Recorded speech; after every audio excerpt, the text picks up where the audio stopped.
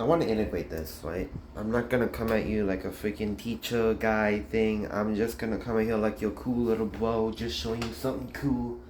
Um, but this does look pretty hard to integrate, right? I mean, geez, there's a freaking trigonomic right there, freaking sine to the fifth power. Like, what the freak are we supposed to do with that? If you really think about it and you really know what your rules are, it's actually pretty simple. I mean, if you really like, it's like basic. Like, it's just something that's like basic freaking calculus right here, right? And I'm someone who doesn't really know that much about calculus yet, but I was able to solve it because it's like, okay, let's just solve it. So the first thing that we can do is not we're not gonna freaking integrate like ooh, sine to the fifth. Oh, now we have to use something like nah.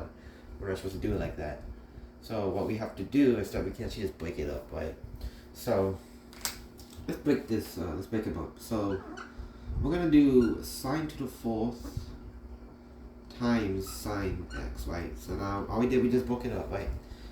So what do we know about this, right? So sine to the fourth can be rewritten.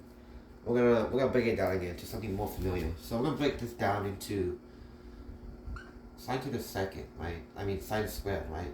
Raised to the second power. What do we know about sine squared x? And we're going to leave this here because that would be pretty useful for you subbing it later. What do we know about this? Well, obviously, we all know the trigonometric identity. I think one goes here, right? One, we got cosine, sine, I don't know whichever one goes there, right? Obviously, we have this triangle. I don't know where it is on the triangle. I'm just drawing it so you know, right? It's a trigonometric identity. We know that sine squared x plus cosine squared x equals 1 because that's a trigonometric identity right now. So if we were to basically rewrite the trigonometric identity, it would just be 1 minus cosine to the second power, right? So it's simple. We can rewrite that as that because obviously the Pythagorean theorem is also pretty freaking manipulative, right? So let's rewrite that. So I'm gonna do this, right? So I'm gonna do 1 minus cosine to the second x, right? And then we just square it, right? That's all we do.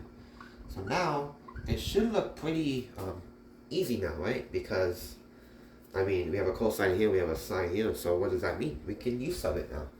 So we're going to do some quick u subbing, so u can equal cosine x, right?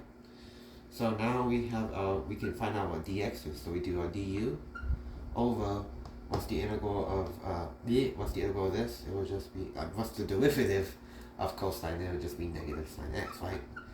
Okay, so now we can put this into u form.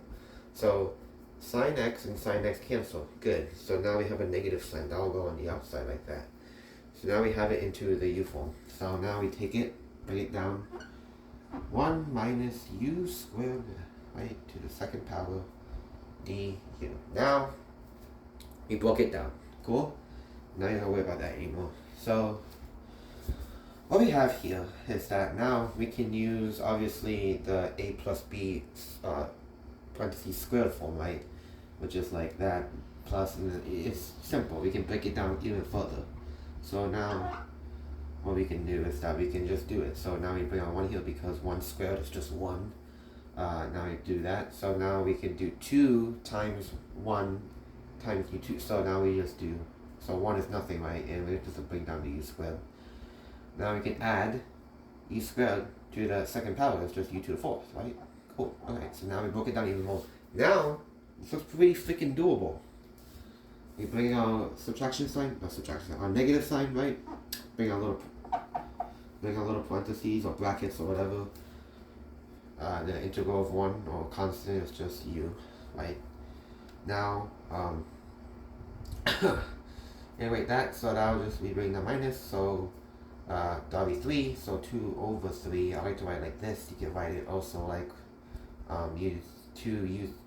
2 times u to the 2. Wow, I can't talk. 2 times u cubed over 3. That's fine too. And then obviously that's easy. Just 1 over 5 u. So however you want to do it, doesn't really matter. Du. Okay. I don't know why I did parentheses. Yeah, I did parentheses. I don't know. Yeah, I did parentheses. It's okay, so I don't know why I'm going to D. This is going downhill very fast. My bad, I already animated. I don't need that. So, yeah. Okay, so now all we gotta do now is just, you know, distribute the negative sign, which will be pretty freaking easy. So, that'll just be negative u, right? Obviously negative times plus, so now you just bring it down. Okay, so I'll just be negative again because it's just what we're doing negative. Just change the sign, e to the fifth, right? Cool, look at that. It's now integrated. So now we gotta do, we gotta take u and bring it u into u. So now we take u and then we just sub it in, right? So we just sub in cosine.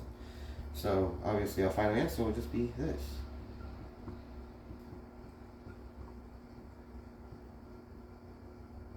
Right? All we're doing is just subbing u for cosine, right? Cool, we're done, right? Now, add the c, man. Always add that c if you're doing indefinite integrals.